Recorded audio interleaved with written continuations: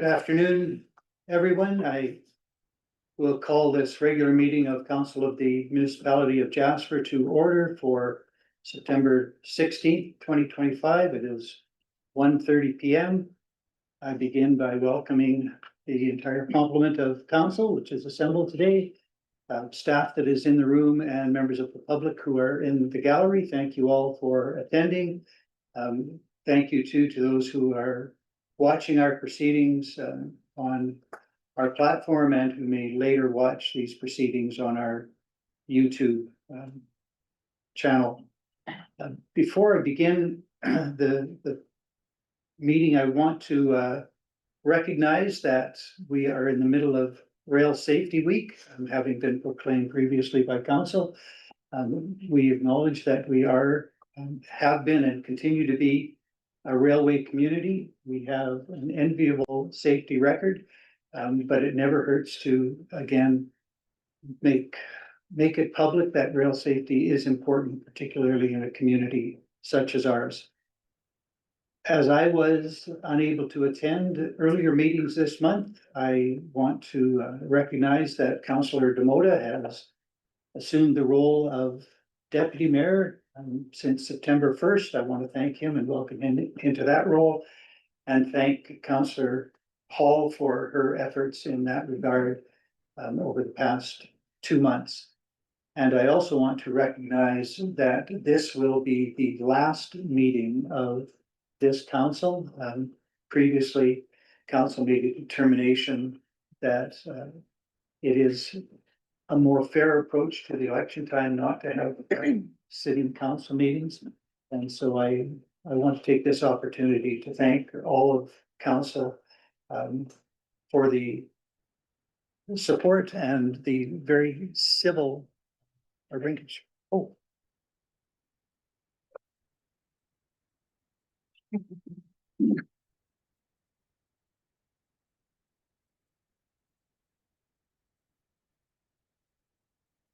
Mine's good to go to Russia.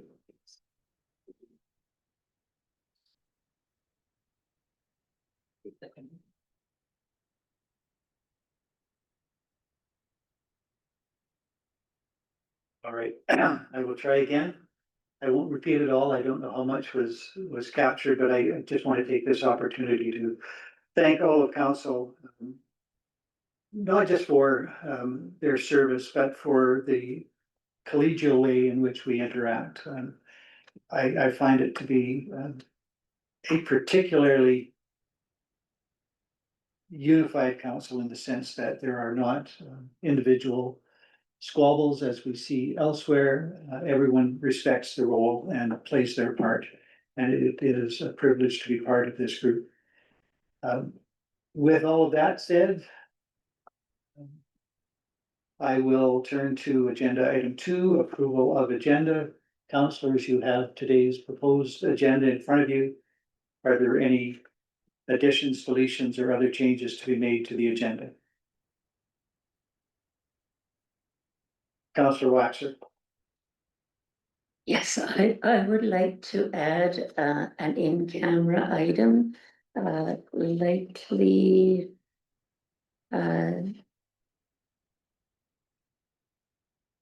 10, moving adjournment down to 11 regarding human resources. Thank you for that, Councillor Waxer. Are there any other changes to be made to the agenda? I will take it then as a motion from Councillor Waxer that we add to the agenda as item 10, an in-camera meeting regarding human resources, and change the adjournment to item 11. All in favor? There are none opposed. That is carried. And I would look then for a motion from a councillor to approve the agenda for today's meeting as amended. Councillor Keller-Grampe, thank you for that. We have before us for approval 2 sets of minutes. We will begin with the minutes of the regular meeting of September 2nd. Vote on the agenda. Would I not call for a vote? I oppose. Yeah. I Steve.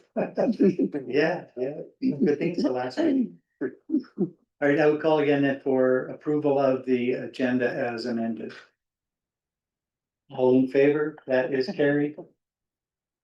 We'll go back to the minutes of September 2nd. And look for a motion to approve those minutes. Councillor Melnick. Thank you, Your Worship. Not a motion to approve, but I would like to draw attention to motion 42825, which was my motion on the utilities master plan, where I had in that meeting made the motion that be it resolved the council considered the utility master plan as presented, which was passed. At the time of me making that motion, I had in front of me as well an alternate recommendation. And unfortunately, I read the wrong motion. And what that did is it did allow everyone to have an opportunity to look at the utility master plan that was provided. But the motion I should have made, and I would respectfully ask if we would consider adjusting the minutes to say committee recommend council adopt the utility master plan as presented, as this will give clearer direction to administration moving forward in preparing capital budgets. And with that, I seek your guidance if that would be, if I might recommend that we adjust the minutes to reflect what I intended, that we adopt the utility master plan prior to approving the minutes. Thank you for that, Councillor Melnick. Unusual circumstances, indeed, but I would suggest that a motion to amend the minutes to reflect the change of wording from consider to adopt would be in order. I would, on your behalf, put that motion to council. Is there any debate on that motion? I'll call the question. All those in favor? There are none opposed. That is carried. And having carried that, then I think we still have to approve the minutes as amended. Could I have a motion from council in that regard? Councillor Melnick? That is to approve the minutes as amended. All those in favor?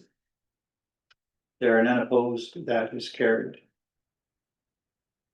We have also then to consider the minutes of the committee of the whole meeting of September 9th, 2025. Are there any errors, omissions, or corrections required to be made to those minutes? And if not, I would look for a motion to approve as presented. Councillor Waxer, thank you. All those in favor? There are none opposed. That is carried. That takes us to agenda item 4, delegations. At this point in the agenda, we welcome any members of the public who are in the gallery to come forward and speak for a maximum of 3 minutes. That's subject to questions from councillors to any matter on today's agenda. So I will look and I see a hand up. Please come forward. And although we at the council table know who you are, you cannot be seen by those watching remotely. So if you would please provide your name for the record, and if you're representing someone other than yourself, indicate that. My name is Mike Morilovich. I am representing myself and the other taxpayers of Jasper. Time out. So. Yeah. More of the same from last week. If I can just pause you there and I'll count this time against you. I take it you're speaking to agenda item 6.5. Yeah, Right, yeah, just for clarity. 6.5. Yes, and Councillor or Deputy Mayor Demota declared a conflict of interest last week. You gotta go. Yes, he will leave.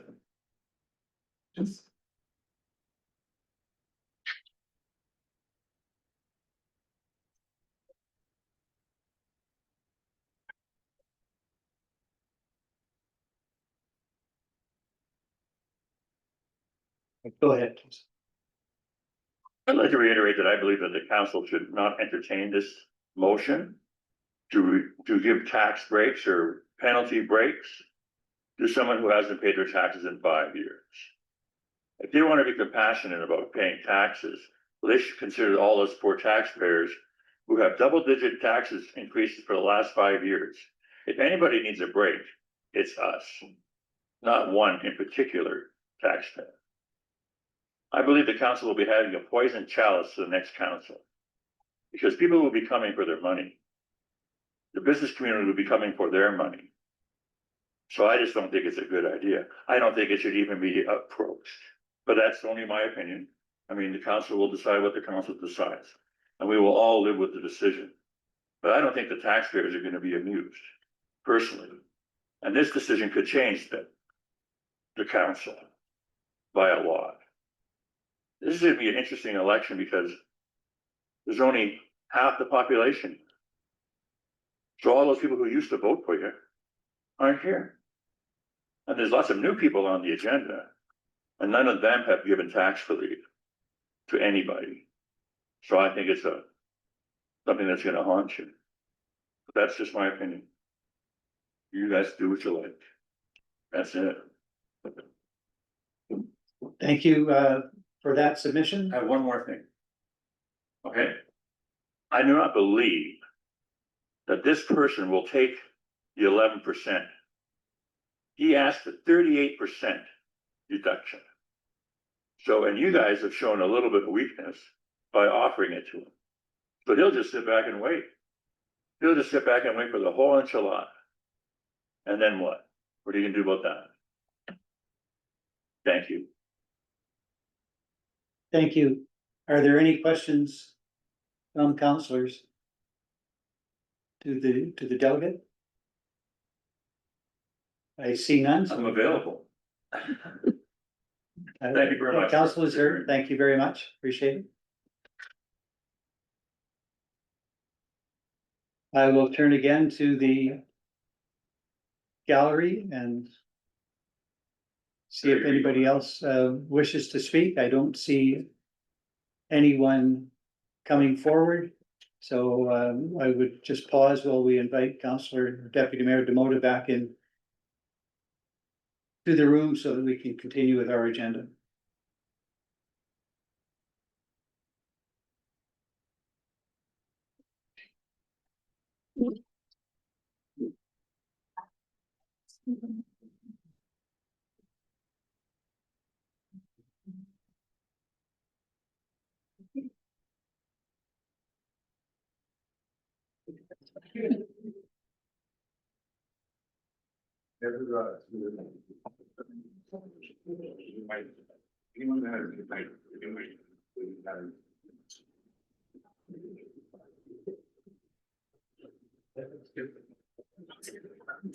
See you.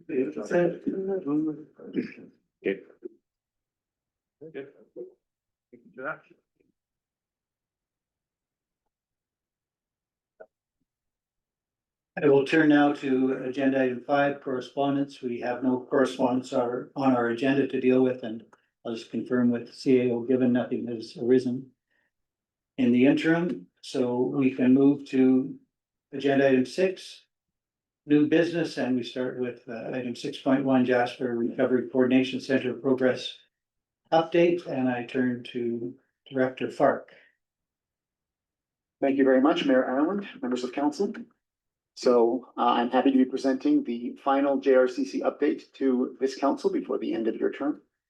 And on that note, before going into the specifics of the details, I want to express appreciation to council and the work that you have done to act as stewards of recovery and the support that you have provided to the work of the JRCC, the MOJ and Parks Canada in supporting the initiatives that we are advancing to support our community through recovery. Your leadership and support have been meaningful and are very much appreciated.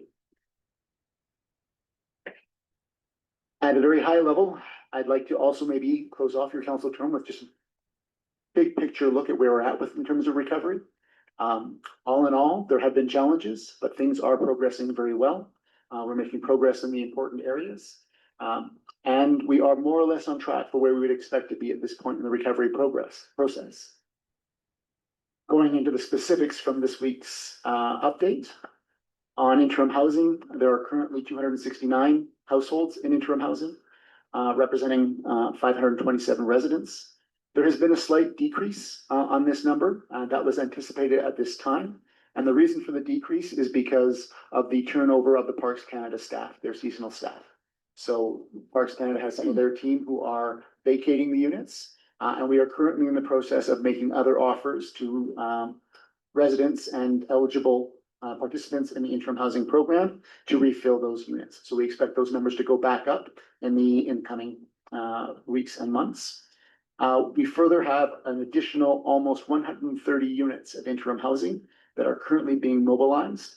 And we expect to have here and ready for occupancy in the next few months, targeting in the end, we will reach probably just a little bit over 400 households that will eventually be housed in the interim housing program. There still remain a number of people on the interim housing waitlist, and we continue to make offers to those people as the units become available. We do anticipate that a significant percentage of the remaining demand will be able to be met through the additional units that are being mobilized through this program. On the debris management side of things, 100% of demolition permits, again, have been issued. The number 99% of debris removed remains the same or a little bit over that, but it's in the decimals. There are really only just a very small number, less than 5 properties remaining that we have identified that have yet to advance sufficiently through the debris removal process. And we are in direct contact with those individual leaseholders.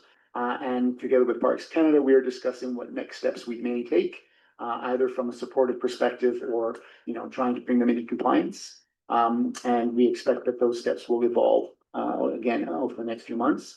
But out of 358 total lost properties, to have less than half a dozen remaining at this point is actually an extraordinary achievement. It also speaks to the willingness of the community to come along and participate in the program and do the steps necessary for themselves to be able to recover and move forward. On the confirmatory sampling side of things are still moving well. We're down to the very small number of remaining properties that are still going through the confirmatory sampling process. The current estimate is less than 50 properties that still have some sampling to be completed and finalized by Parks. So we have a total of 275 closeout permits from the demolition process. And again, a reminder to anybody, you do not have to wait for your closeout permit to start with your development permit application. And we are encouraging people who are ready to come forward and do so.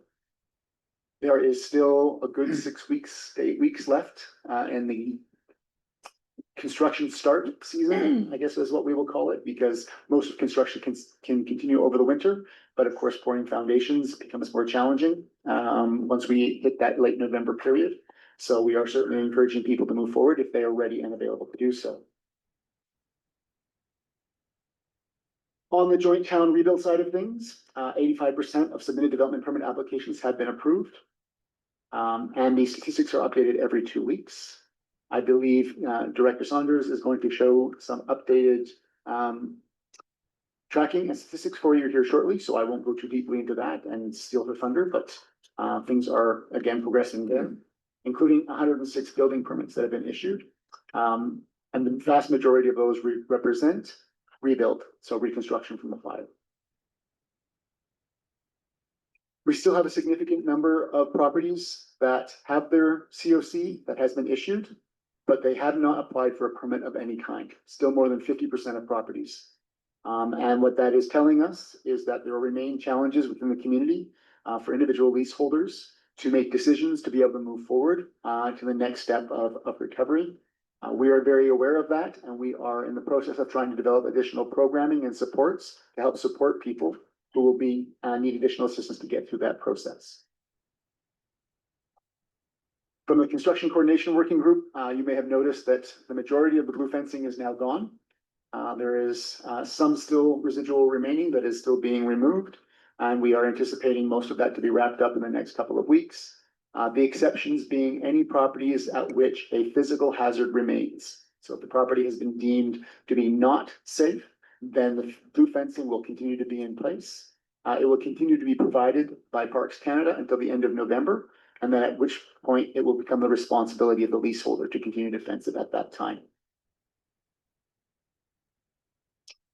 And again, a reminder that foundations can still be poured until the snow flies, so we are looking forward to more of those starts happening. Social recovery, we have another Pathfinder program going through currently. The goal is to have 70 Pathfinders fully trained and incorporated into the program before the end of this year. And including, we are starting a youth Pathfinder program, and that they will be the training for that will be starting soon. We are also in the process of working with the Conference Board of Canada to do we're doing two things with the Conference Board. One is we are planning an overall study of the recovery effort, but more specifically, and currently we are working with them to develop the next round of the needs assessment. So essentially what we had committed to doing was more or less on an annual basis for the first couple of years, go back, do a baseline assessment, and then reassess to see how the needs in the community may have changed or evolved with time to make sure that the program that we're doing is sensitive and actually addressing the required needs.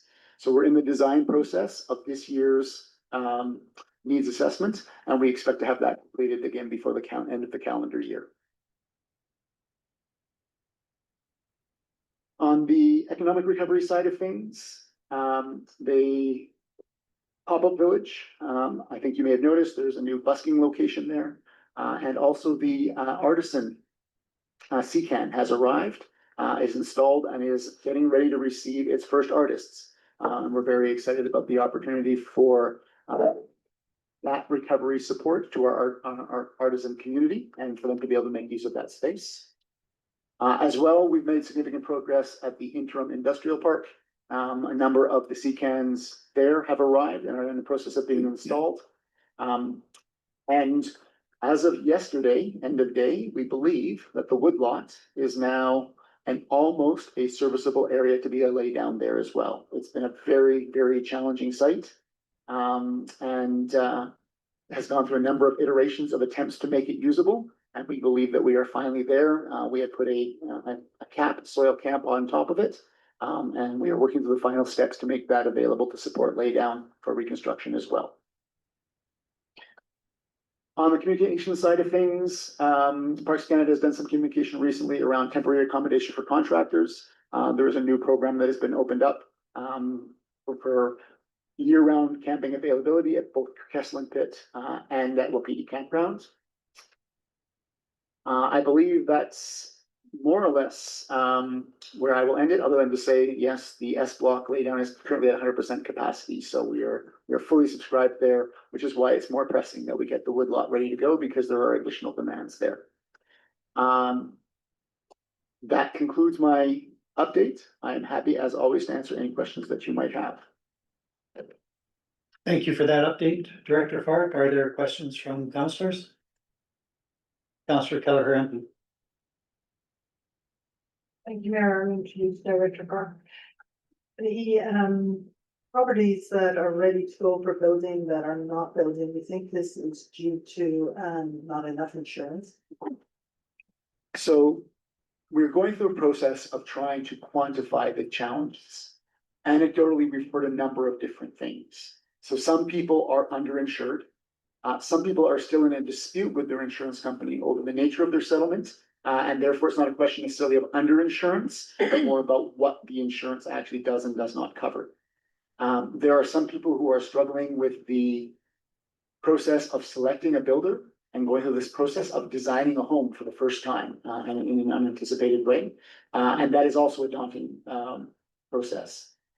There are some people who may have already come to the conclusion that is not financially viable for them to rebuild here, and they may be considering other options at this time. So there's a number of different reasons And we are trying to gather information that will give us a more precise picture of how many people fall into each category. But we're also looking, because we know broadly speaking that those are the main challenges that the community is facing. We are looking to develop some new and innovative programming that can help support people and move them through the current challenges that they face. We'll have more on that available by the time the next council sits. We'll be able to provide further updates at that time. Thank you for that. Other questions for Director Ford? Councillor Waxer? Thank you, Mayor Ireland, through you to Director Clark. You had indicated that a great deal of the waiting list for the interim housing may be able to be accommodated. And I wondered if seniors are among the people on the list, because I'm hearing rumblings in town around concern for seniors. So I just wanted to ask that question publicly. Thank you, Councillor Waxler. It's a very good question, and it's a very important issue that has been raised. So there are two things. We have the standard interim housing program with the prioritization matrix that has previously been presented to council. We also have now, with the reduction in Parks Canada staff over the winter period, we have an opportunity to sort of backfill the accommodation that they were occupying. So on both of those fronts, there are a number of the seniors who are currently residing in RVs and who are taking part in the winter camping program, for example. We are anticipating to be able to make offers to a number of them in order to be able to make use of the accommodation that will be available over the winter period. Those will be term limited occupancy because they need to be available again for the increase in park staff come the spring. But for those who are using the summer camping program, it actually works well because they can have appropriate accommodation over the winter time. And then if they already have an RV available to them, they can revert back to the summer camping program. So that is one component. But in addition to that, with the total number of units that we're still being able to mobilize between now and the next couple of months, we actually do anticipate that we will be able to meet, if not all, a significant portion of the remaining demand. And that demand includes seniors. So we won't know the exact number until we work through the wait list and we make the offers and we see how many people still accept. But we do anticipate that there will be offers going out to seniors according to the prioritization matrix in the next couple of months. Thank you for that comprehensive answer.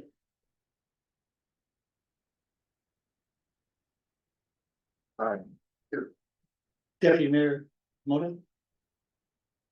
Anything with that? Here we go again. Add it on.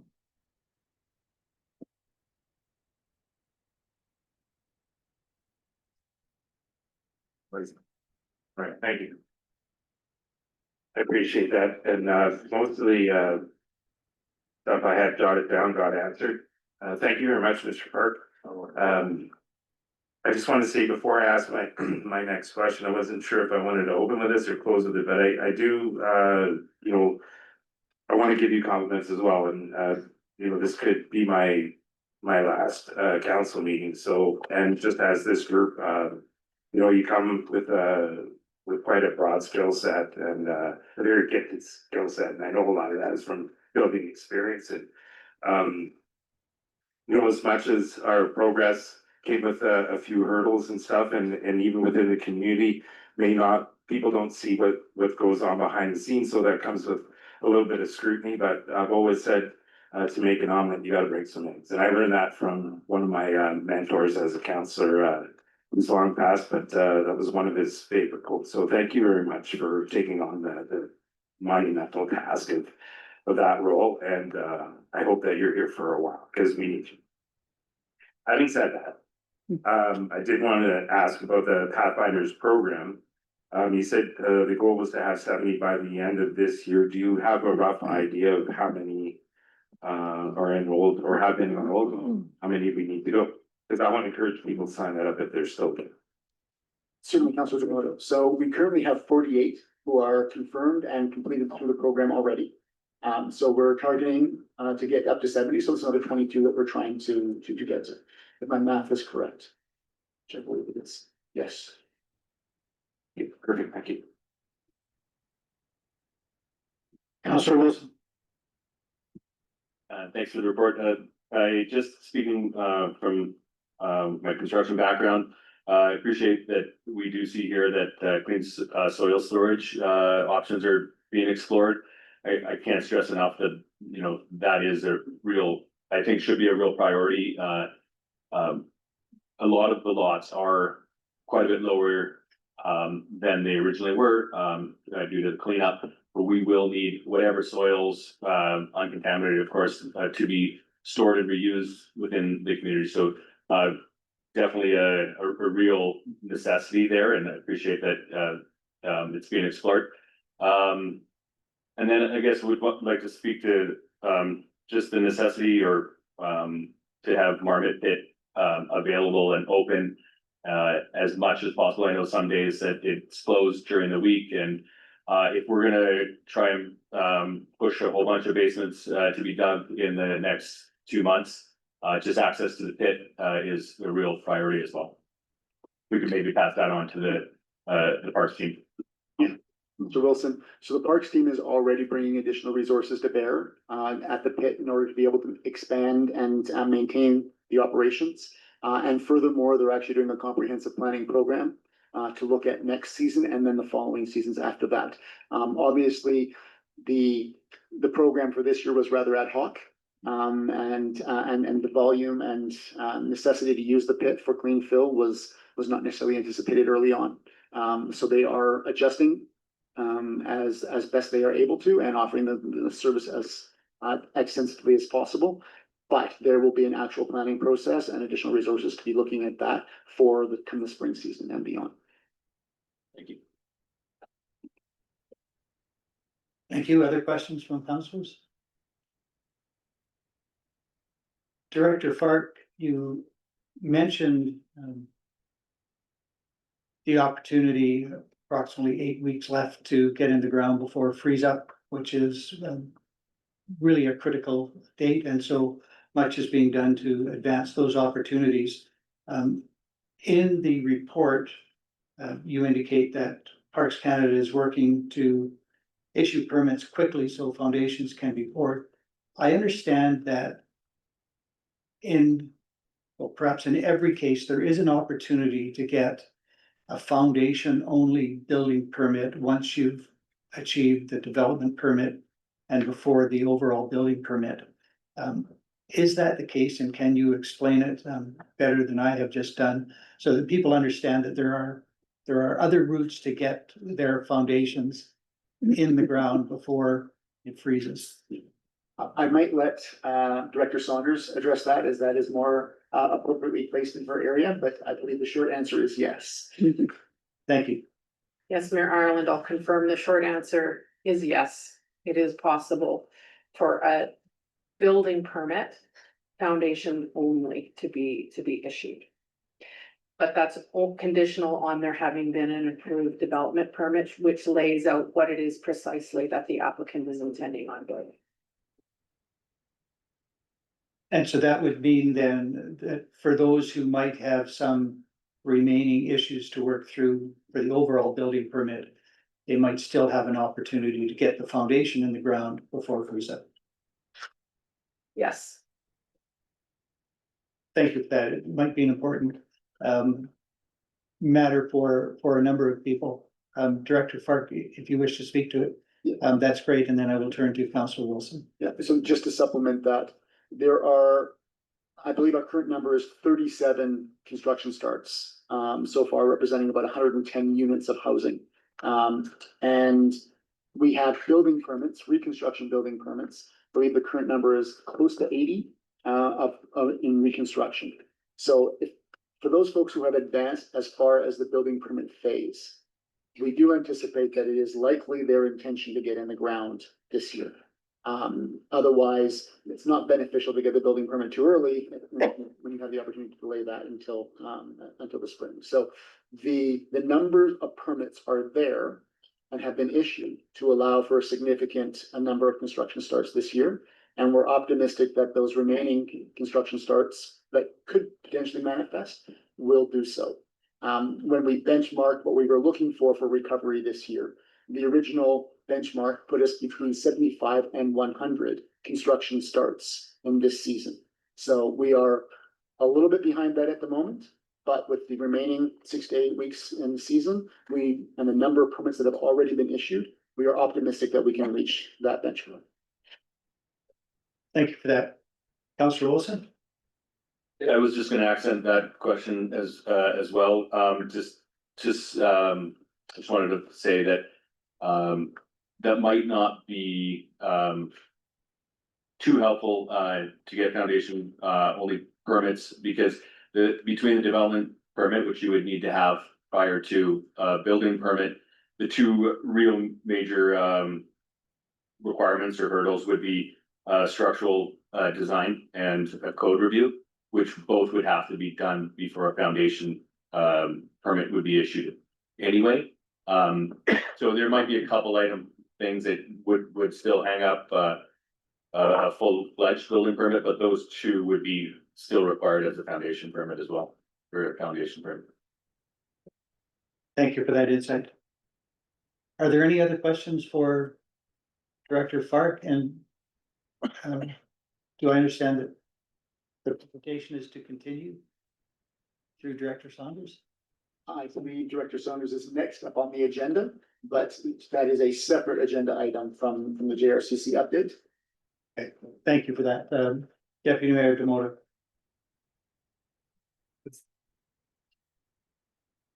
If there are no further questions, I move that council receive the progress update of the JRCC for information.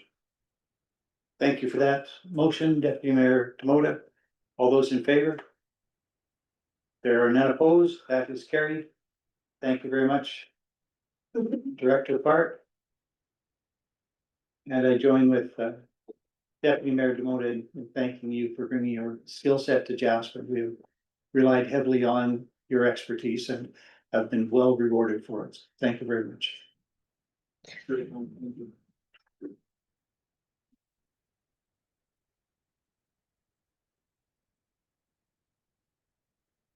That takes us to agenda item 6.2, I believe, rebuilding progress. Director Sanders, you're gonna speak to that? Yes, I am, Mayor Ireland. Good afternoon, Mayor Ireland, members of council and the gallery. The Joint Town Rebuilding Team, which is the Urban Design and Standards Development, sliding in planning and development in there. Our department, along with our parks colleagues, have been working to find a way to very simply put on display how we're doing as a community when it comes to rebuilding specifically. So we've been working on a dashboard, and my colleague, Michael Borland, one of our town planners, is online, and he's gonna share with some information, because this is a visual thing that we're preparing on your behalf. So the purpose of having a visual dashboard, there's really 5 purposes. One, very simply, is just to inform the community about rebuilding numbers. The second is simply to provide accurate information and help it be out there in the community. We're looking for a tool to track rebuilding progress over time, and I'll have a visual to show you about how that'll do that. But also there are some reporting requirements that we need to send out to other people for various reasons about how progress is happening.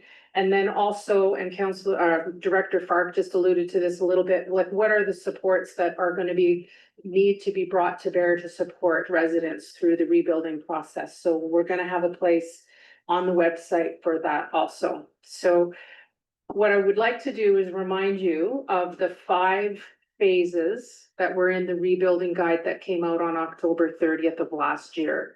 And very simply, those phases are, the first phase is for folks to do whatever it is that needs to be done to get ready to rebuild. So one of the prime examples there is sorting out things with insurers. And once those kind of basic things are done, then a leaseholder can be in a place to start thinking about the design choices they want to make. When all of that is done, someone can make an application to rebuild. And once you've been through the application process, you spit out at the other end with a building permit and you're ready to build. And then, of course, there comes the time when folks are able to rebuild. And once building is complete, we're living in our homes, operating our businesses. But before building can happen, before that yellow phase 4 site preparation needs to be complete. And I just want to reiterate, and I know Director Fark just did this as well, but this graphic that you can see underneath phase 1, 2, and 3 is site preparation, which can happen in parallel before phase 4, which is building. So this was how we imagined rebuilding would take place.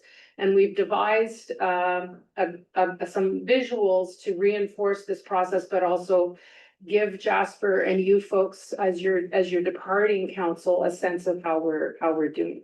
So with that, we're going to show you some numbers. Today is show and tell. This is going to be live no later than October 1st. So it's not live on our website right now. So first up is that site preparation piece that needs to be complete before people can build. And as you can see, 269 of 358 properties have completed they have the certificate of completion with Parks Canada, which means that the site is confirmed to be safe for human health. And there are other folks in other stages, but we wanted to provide a visual of where we're at, and over time we'll see these lines move where more and more properties are through the site preparation phase of things. And then the next piece here is taking the rebuilding phases. So now thinking about planning to build and translating that into a dashboard which reveals some more detailed information. And Michael, I'll get you to jump to the next slide right away. And this is one that I think is really helpful for Jasperites to understand as a community how we're doing when it comes to rebuilding.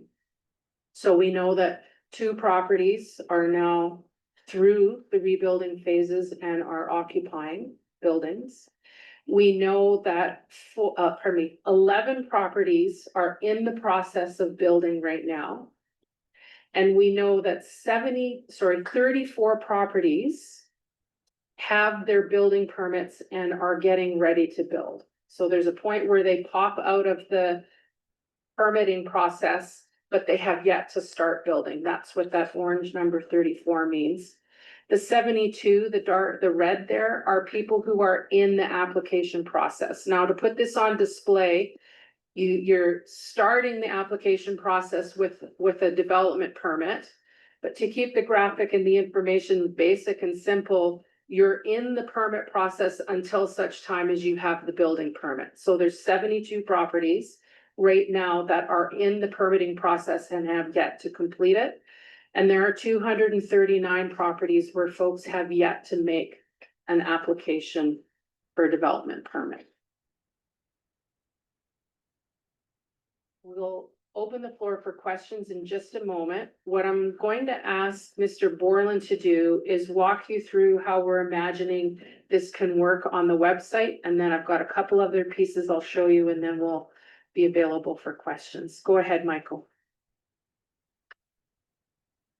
Perfect. Thanks, Beth. Good afternoon, Mayor and Council. Just want to do a quick audio check. Can everyone hear me okay? Yes. Yes, okay, perfect.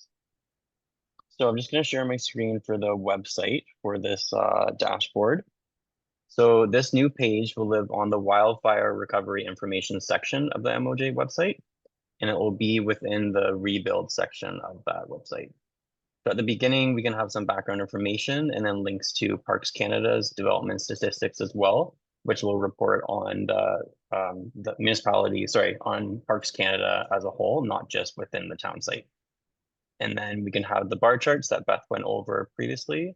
So we have the site preparation status, and this will be just for sites within the town. And then scrolling down, we have that bar chart going over the rebuild status of the properties in town as well. And then also on the website, we can have some background information about all these phases, and then provide links to different resources as well to describe the numbers in a bit more detail. And that's a quick overview of the website. It's not active right now, it's inactive. And I'll pass it back to Beth now. Thank you, Michael.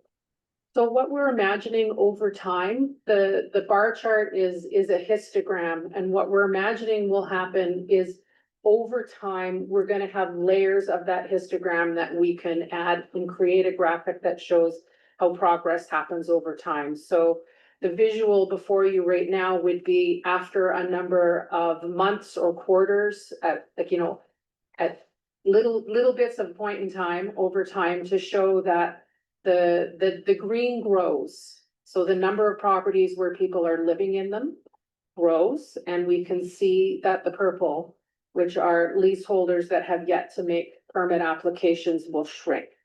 And we'll see over time when we have bulges of applications or bulges of building activity. And then, of course, as we say, we want the green to grow. Another piece of information that we'll provide on the website is very simply the total number of dwelling units specific to rebuild that are involved in rebuilding. And then we'll also be able to see how many net new units are happening specific with rebuild, and how many are approved and how many are in the building permit process, just so we can have another little metric on how we're doing with rebuild. And by way of a quick recap here, the launch date for this will be by October 1st. It will be located on the Municipality of Jasper and Parks Canada websites. We expect the numbers and this dashboard to be updated bi-weekly. And just want to reinforce that this has been a joint effort between Parks Canada and the municipality. We're both sharing the numbers that are behind the scenes here. The permit numbers, of course, belong to Parks Canada.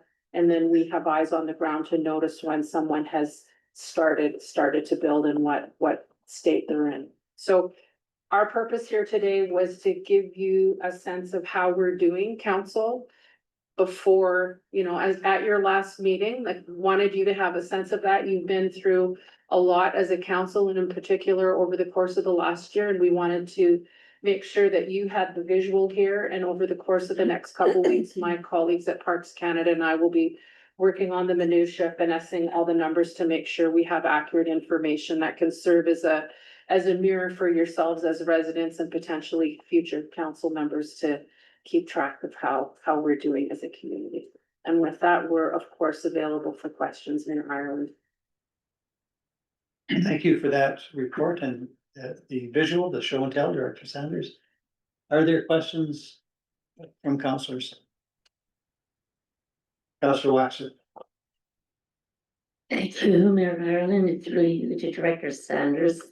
Again, thank you very much for this. And as a resident who's in the purple zone, I'm aware of many other people who are in the purple zone. I think it will be to a degree comforting that they are not necessarily behind. That I think there's a general feeling of running behind and not keeping up with the pack. So I think that this illustration will be excellent for the morale of the community. Sorry about my voice. Thank you, Councillor Waxer. Are there other questions? I will ask Director Sanders, and I appreciate the visual, and I think it is important for the public to be able to see that. It really is a great tool to understand where things are at. My question is with respect to capacity, particularly in the, I think it was the red zone. So there are now 72 homeowners in the process of development, either a development permit or a building permit. We would hope, of course, that many of those will transition out to join that 34. But we're also hoping that all of the 239, the purple group where Councillor Waxer is at home right now, move into the red group. When that happens, what is the capacity to deal with that increase in the red zone? And what should members of the public expect as the numbers in that red zone, at least hopefully, increase dramatically? What kind of what impact will it likely have on turnaround times in the development process? Yes, thank you, Mayor Ireland. One of the things to note about the red number 72 is there's two things in there. One of them is the application for a development permit, which could be applied for and received, and then also a fresh application for a building permit. So there could be some folks who get their development permit but don't apply for a building permit right away. But in terms of this kind of reporting, they're in the process of getting their permit. So I just want to shine a light that some of the 72 might not be entirely active, and that is not necessarily pressure on Parks Canada, who has Planning and Development Authority. Parks Canada, over the last many months on their website, has been really clear about how long it's taking for them to turn around development permits. That reporting that they're doing is going to continue on their website, so it's separate from this, but that is a really reliable place for residents to look at and see how long it's taking for Parks Canada to turn around permit times. We know since they've started publishing this information that they've made some great improvements. They have staffed up quite a bit. For ease of comfort in the permitting process, the sooner an applicant gets their application in and not create a sense of pressure. So if you want to start building on May 15th, don't submit your application on May 1st. So there's some things applicants can do to help themselves over the course of the winter.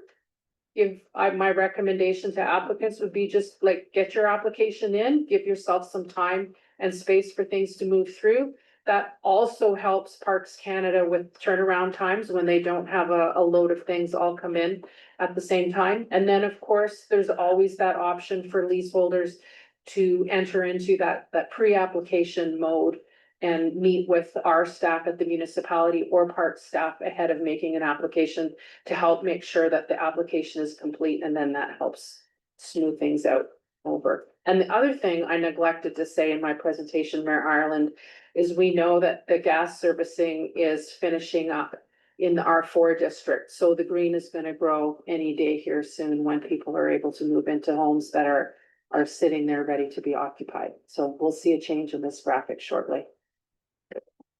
Thank you for that. Any further questions?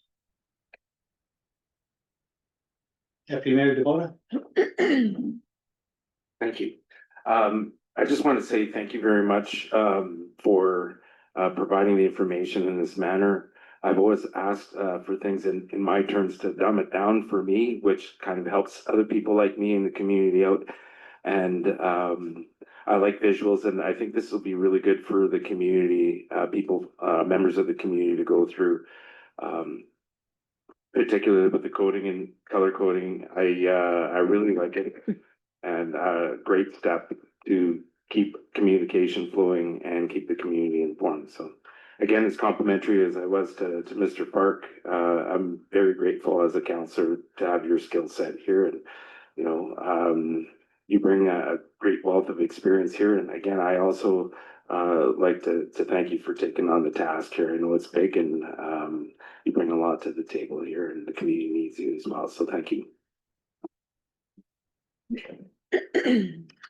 Thank you, Deputy Mayor Moda. If there are no further questions, I would look for a motion to receive the report for information. Councillor Wilson, thank you. All those in favor? There are none opposed. That is carried.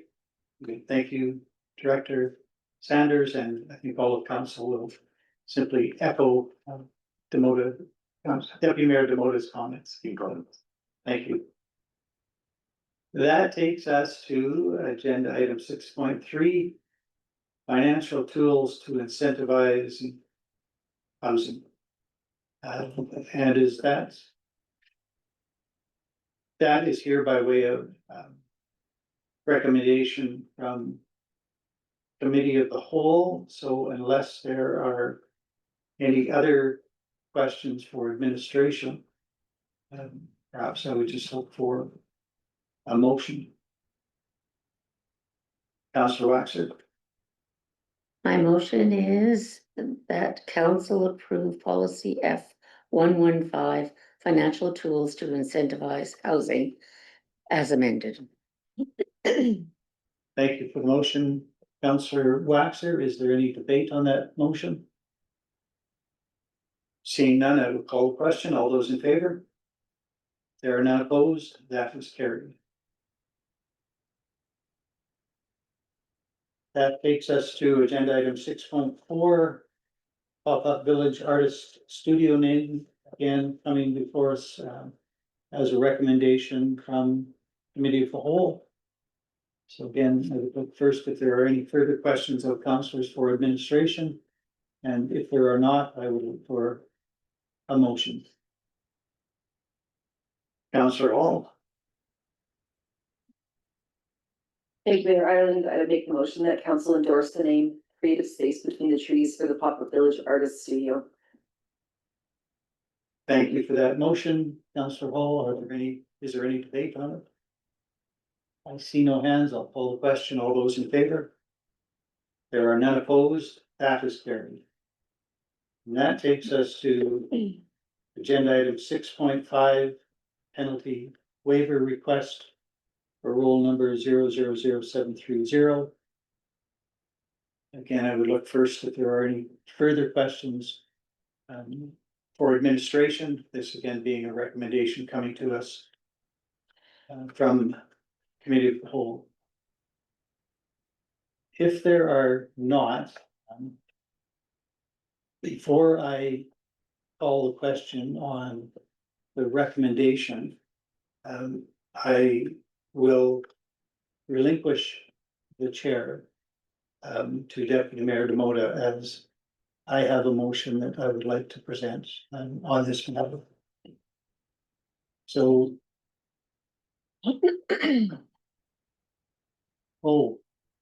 Deputy Mayor Demota can't take the chair because he is conflicted, so Acting Deputy Mayor Paul to you. So I relinquish the chair to you, and Councillor Deputy Mayor Demota will retire from the chambers. Thank you.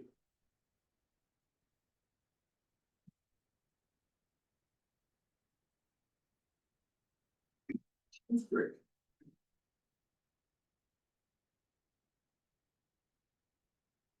Thank you, Mayor Ireland. You have a motion to present to the table.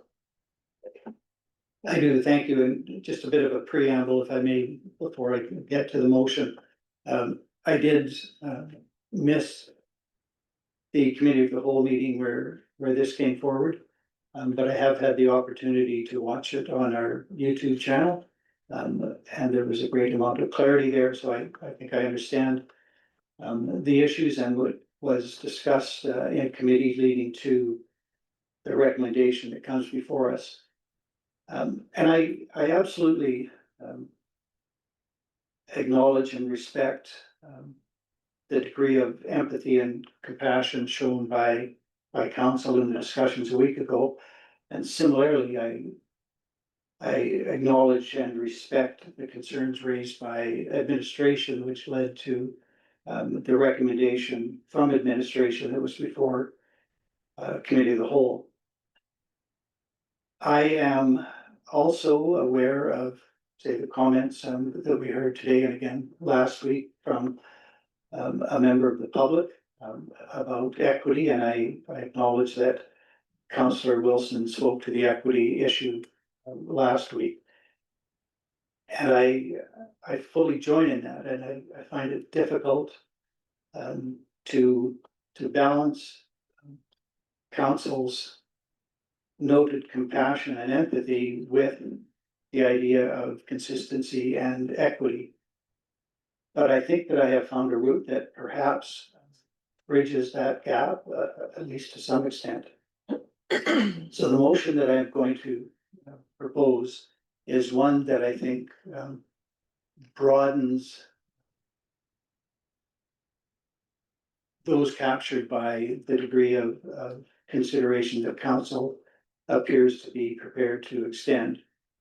The motion, for the record, is this, that council approve an extension of the date for enrollment in the pre-authorized payment plan to September 30th, 2025, and approve an extension to the posting of penalties for the tax year 2024 only to October 31st, 2025, and direct administration make all necessary adjustments to individual tax rolls.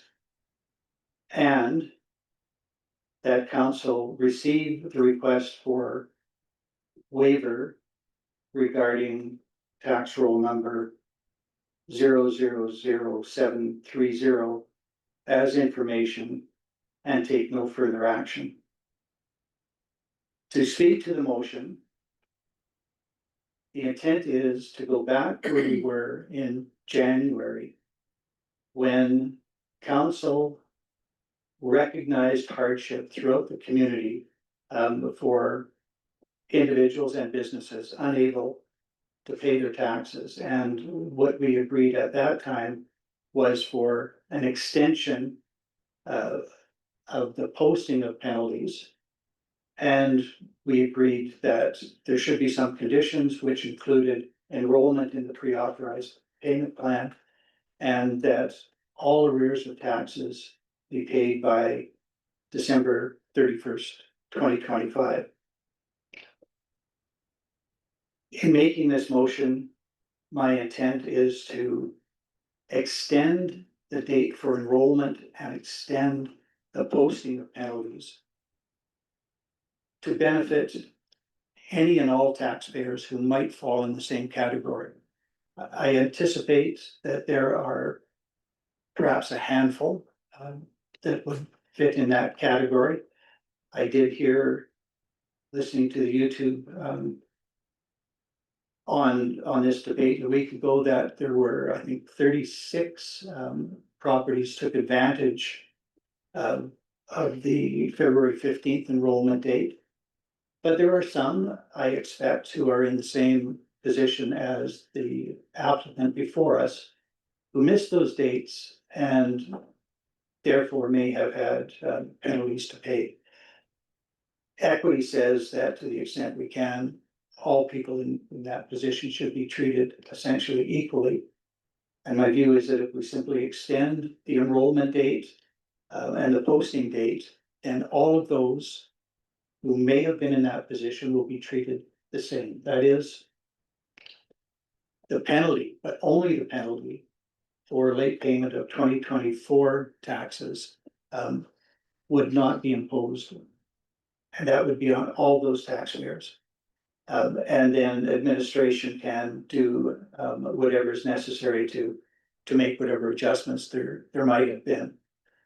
So in essence, I agree that we should not provide relief for a single taxpayer when it is a broad-based issue that has presented the problem. That if a taxpayer was subject to a fire that burnt down only their property, I think the legislation would empower us and is intended to empower us to make individual exceptions. But in this case, when all of the factors affected the entire community, that is COVID and the Chetamon fire and the wildfires of 2024, then any relief that might be offered should be offered to all who have been involved. I think this motion covers that. I leave that to the consideration of council, but that is my motion. Thank you for your motion, Mayor Ireland. Is there any debate from the table or comments from the table?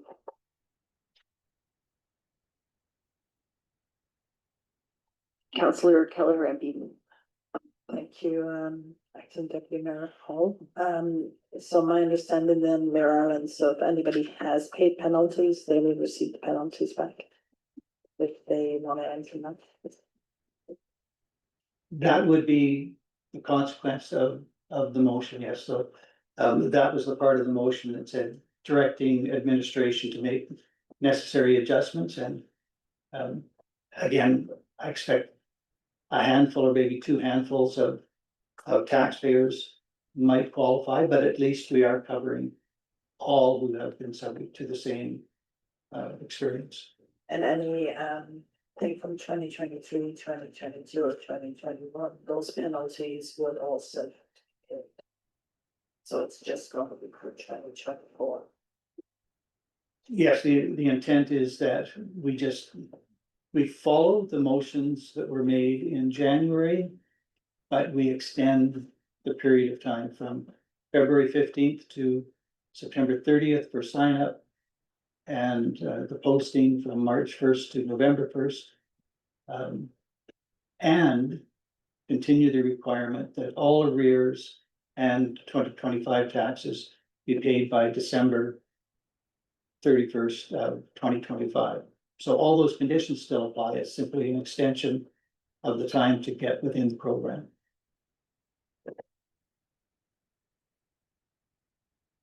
Thank you for that. Are there any other comments or questions from the table or debate?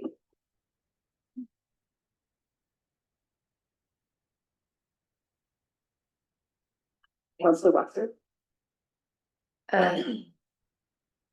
Thank you, Acting Deputy Mayor, all through you to the mayor. I just wanted to express my appreciation for your wisdom and insight in this. And also, again, acknowledge the courage of the people involved in roll 000730 to again bring their plight in public, but and that it will now provide a handful of other people with the opportunity to take advantage of that. So appreciation to both them and to you. Thank you, Councillor Waxer. Councillor Whitson.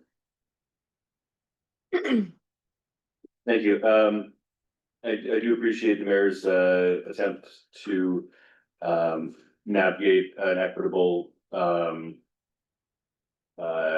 resolution to this, but I am still fearful that it could still set a precedent for the future if we are willing to forgive penalties, not just to one tax roll, but to many.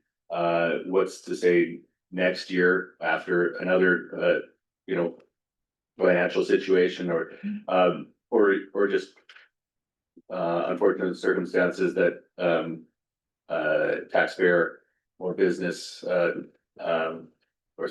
also taxpayer comes to us and requests the same treatment, and it could kind of start to snowball, honestly.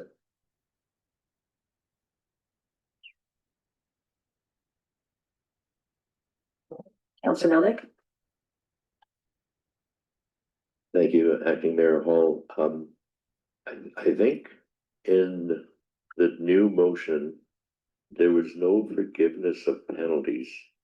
And if I heard his worship correctly, it's a delay of the penalty, which still needs to be paid, because we're extending the period of time. But from what I heard of Mayor Ireland's motion, we're not forgiving any penalties for anybody, and taxes would still need to be paid, if I understand his worship's motion correctly.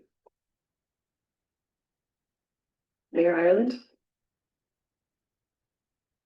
If I may, thank you, Acting Deputy Mayor Hall. My intent is simply to change the operative dates of the motion or the two motions from January. Those motions were an attempt to do equity, but they dealt with not imposing penalties for late payment of 2024 taxes alone. And so council was prepared to do that in January, recognizing hardship across the community. And that would be not to impose penalties.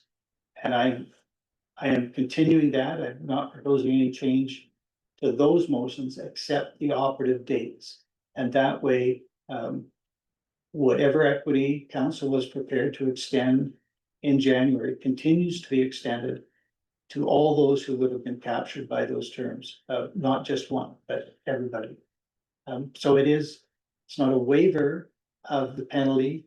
It is not imposing the penalty in the first place is really what it amounts to. But it does have an economic impact, on the taxpayer and to some extent on the municipality, but it's money that we never had. And so we had agreed in January not to impose penalties, given the circumstances that impacted the entire community. And we can continue with that and simply extend the period of time. Councillor Kelleher, MP. Just thank you for the clarification.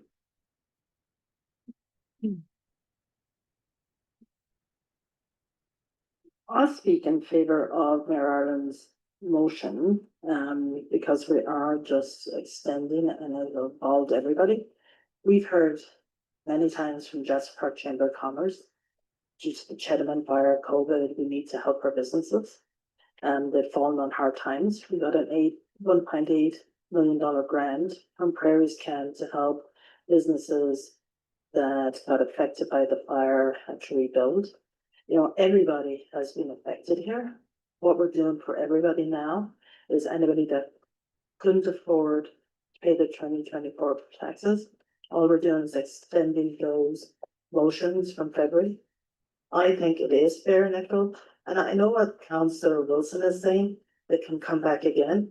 My God, I hope we're rebuilding, that we don't have to have people come back to us again. But I think, I think it's fair and equitable what we're doing now. It's fair to all. Thank you, Councillor Kelleher, MP. Is there any other debate? Comments from the table?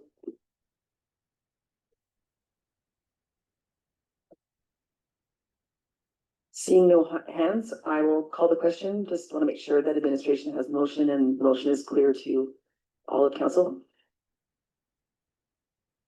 Yep. I will provide them my hastily written, handwritten notes. Thank you for that. I will call the question. All in favor? Opposed? One opposed, and that motion carries. Before I give the chair back to Mayor Ireland, maybe I'd call it a quick recess and we can get Councillor Demota back in here. It is 2:42. We can re-adjourn it, recess and come back at 2:50.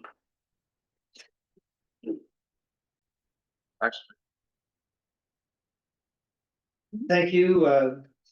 Thank you, Acting Deputy Mayor Hall, for sharing that last bit. We are now back in order and we are on to agenda item 6.6, public participation strategy.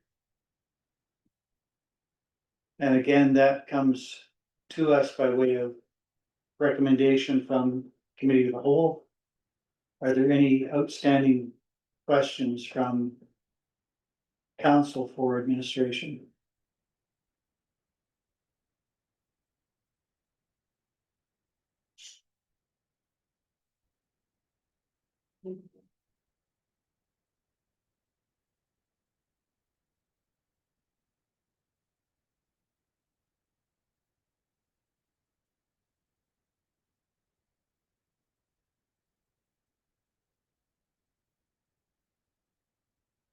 If there are no questions, I just have one or two for administration. And again, I apologize that I had to miss the last meeting. So this might be redundant for some of you. I noted in objective 1 a reference to the Canada Learning Network, or pardon me, benchmark. And I Googled that or AI'd that and couldn't find it, but I could find the Canadian language benchmark. Is that the same thing? Is there a learning benchmark that is different? Mayor Island, I think that may just be a typo, so we can certainly have a look and correct it. I think that we're probably going by the acronym and might have just made a jump to what the element would be in the acronym. But if it is a Canadian specific standard, I think we often talk about things being at a certain grade level, often based on American standards. And so there's a Canadian one, and that's what the intent is to incorporate that in the plan. We'll make sure that the right word is in there before the document is posted. I appreciate that. Sorry, I appreciate that. And the second question I have is similar in objective 3.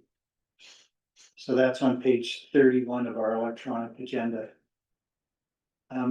There is a reference to equity sequence under the result.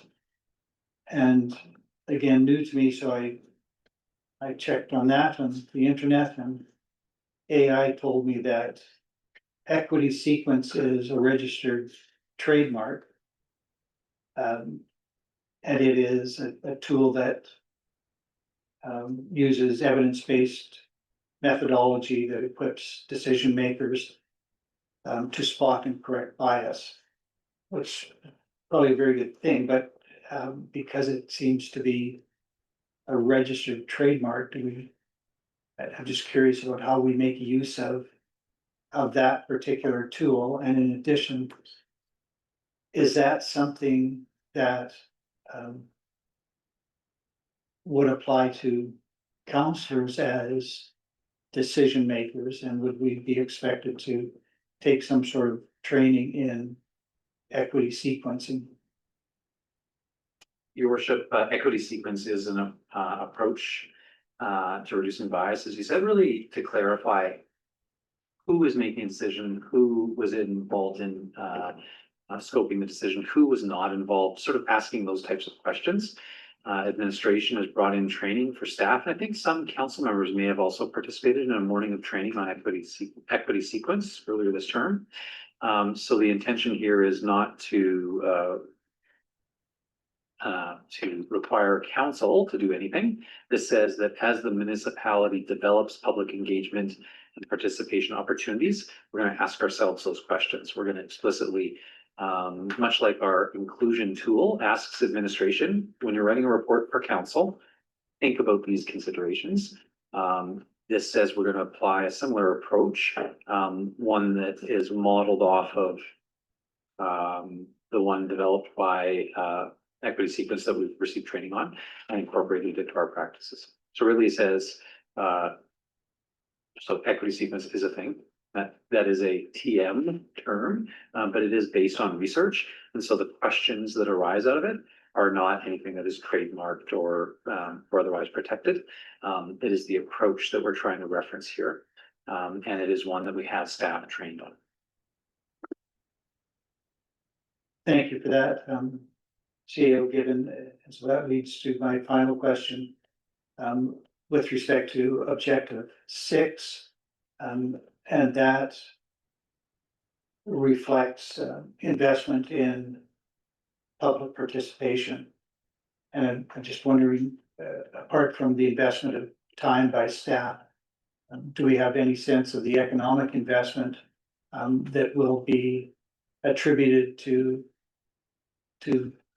this overall public participation strategy? And is that something that we could expect to see in the budget for 2026? Yes. Your worship, the answer to that is like any of the municipalities' plans. This lays out the higher order goals and objectives and strategies that we believe would serve the community well. All of the implementation of any of these is subject to how fast and how much. And how fast and how much means $20 ultimately is the municipality able to direct towards those efforts, and that is explicitly a budget decision. Thank you for that. And thank you to council for indulging me. I'm going through some of the stuff that could have been asked a week ago ahead of in here. Are there any other questions, Councillor Waxman? Thank you, Mayor Ireland. through you to CAO Given or Director Reed. I found it interesting to, objective 1C, I found it interesting to see youth listed as one of the potential underrepresented groups. And I know that there are councils in other communities whereby there are youth councils and other possibilities. I wondered what kind of ideas were thought about for the inclusion, for providing opportunities for youth to be a part of the public participation process. Maybe I'll just say at a high level, your worship, for Councillor Waxer. The document really is at that strategic level. And so specific initiatives might be a little bit further down the path. I have no doubt that the team in community development have a lot of ideas. But I don't know that we would say that this is a specific idea that might put a bit much weight on it. Really, this plan is meant to be high level and say, these are the commitments that we're making to the community about the activities that, the directions that we'd like to go. If, endorsed by council, again, subject to the amount of resources that are available. And, there's probably lots of different ways to increase engagement with youth at low cost. So I don't want to put too much of a point on it that it's, tied up in resources.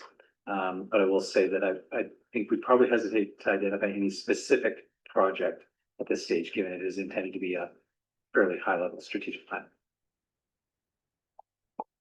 Thank you for that, and I just wanted to make the comment that I think it's a wonderful idea to involve youth in public participation, and I think there have been many examples of youth who have been actively involved in community organizations it's been an excellent breeding ground for their future development. So I appreciate the inclusion of youth on the list.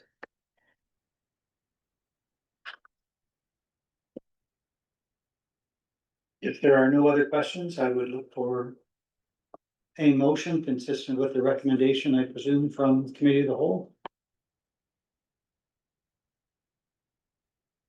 Councillor Hall, you. That is the motion that council adopt the public participation strategy as presented. Any debate on that motion? I will call the question. All those in favor? There are none opposed. That was carried. That takes us to agenda item 6.7, the annual shareholder meeting of the Jasper Municipal Housing Corporation. Council is a shareholder in that corporation and needs to make a decision as to motions. Councillor, CAO Given, did you wish to speak to this at all? Your worship, I'll just note briefly that at the committee meeting, there was a covering report that sort of characterized this and put it in council approved policy framework. There is a policy on how the municipality exercises its rights with respect to being a shareholder. And it says explicitly that in order for the municipality to essentially vote as a shareholder, there needs to be a formal motion of council. So the item here in front of you is an action that the shareholder of the JMHC needs to take. And in order for the municipality to exercise its shareholder rights, council needs to make a motion on that. This is a matter of public transparency, and maybe it seems a little bit administrative, but again, ensures good governance and that the council gets a chance to act as council and review how it wishes to act as a shareholder, and that we have a fairly clear dividing line between the two. The specific recommendations here were items that needed to come forward for the JMHC's last AGM. We had a bit of an overlap with the changing the organization's year end. And as council knows, the annual audit for the municipality took longer this year. And so some of these items would have been dealt with at the AGM, but weren't able to be due to the length of the audit. And then also, I think it's just a matter of us getting used to having this organization and acting as a shareholder, and what items need to come up annually at the AGM. So again, this is a typical action for a shareholder. The only difference is that as a municipally controlled corporation, council has to decide how it wants to exercise its shareholder rights. And council has previously established a policy that guides how that happens. Thank you for that, CAO Given.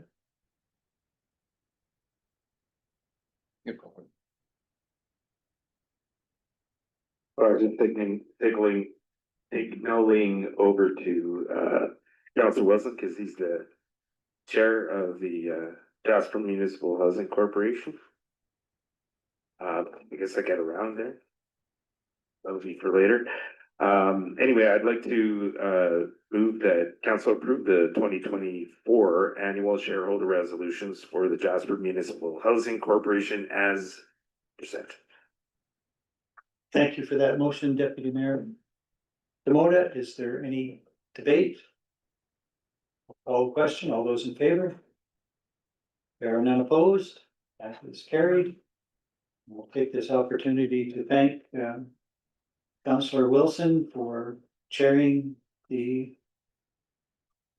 board of directors, and Councillor or Deputy Mayor Demota for his service on that as well. And some great news with the breaking of ground for that Connaught Street project. Congratulations. That takes us to agenda item 7, notices of motion. I'm sorry, Councillor or Deputy Mayor Demota. Just for the sake of it, I was gonna put a notice of motion, but I can't.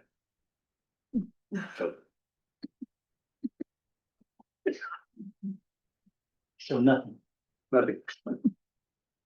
That takes us then to councillor reports. Any reports from councillors? Councillor Kelleher-Empey. Thank you, Mayor. Even though today may be our last meeting, as council, we still have our committees. So on October 3rd, I will be attending the Transgender United Highway meeting by Zoom. Next Wednesday, I will be in Grand Cache at the 20th anniversary of Western Pines. And then October 9th, I will be in Edmonton at the Alberta Senior Housing Northern Board meeting. Thank you for that. Councillor Kelleher-Empey. Councillor Melnick. Thank you, Mayor Island. I will tomorrow be attending the monthly meeting of the Jasper Yellowhead Historical Society. And that should bring us into the next meeting being in November. So we'll see what comes with that. Thank you. Councillor Watson. Last Friday, I attended the Family and Community Support Services Association board meeting by Zoom. And I also attended the community conversation for children and youth. And that's it. Thank you for that, Councillor Waxer. Are there any other reports? If not, then we will turn to agenda 9, upcoming events. With respect to National Day for Truth and Reconciliation on September 30th, I am again required to be away for a medical appointment. I'm not sure that I will make it back. Deputy Mayor Demota, will you be available for official duties? Thank you. And with respect to Remembrance Day, it happens to fall on the same day as the commencement of Alberta Munis. Is there anyone who knows that they will not be attending Alberta Munis Convention? Oh, it's after, isn't it? It's after, of course. Yes, yeah. 5-year terms, 5-year terms. All right, we'll have to deal with that again, or incoming council will have to deal with that. Assuming that they've had the organizational meeting. Anyway, we'll leave that. Yes, a challenge indeed. But might I ask on that, CAO Kevin, have rooms been booked under no names for that, you know? So that elected councillors will have an opportunity to attend. Yes, your worship, the ledge services team has taken care of that, a number of weeks ago. Excellent, thank you for that. If there are no further events to note, Councillor Calhoun. Currently, we have a big event in town at School Media with about 200 media from across North America here. And yesterday and today, they're out participating in all our tourism activities. And then they go into the meetings tomorrow with a number of tourism, Jasper, Calgary Tourism, and Vancouver Tourism. They're all here, so it's a great opportunity to showcase Jasper. Tonight, I believe I think there's about 300 participants that will go throughout our town for all our restaurants, so it's a great opportunity to showcase Jasper is coming back and all we have to offer. Thank you for that, Councillor Calhoun. That then takes us to the new agenda item 10. There is a request that we move in camera to consider a human resources matter, which is a matter that can of course be dealt with and can only be dealt with in camera. I understand that it is likely that when we revert to open meeting, there will be a motion to be made in addition to the motion to adjourn. So there will be some substantive motion to be made after we reconvene. However, it will be brief, and I think the intent is that it will be recorded in part of the minutes. I'm not sure that we're gonna leave the YouTube or the Zoom platform open for the entire time, because I have no idea how long the in-camera may take. But we will reconvene here after the in-camera, in public, to pass those, whatever motion arises from our in-camera discussions, and then to adjourn. On that basis, I would look for a motion that council move in camera at 3:12 PM. Councillor Waxer, thank you for that. All those in favor? There are none opposed, that is carried, so we are in camera and we will adjourn to the rotary room for those discussions and reconvene here when we pass the motion to do so.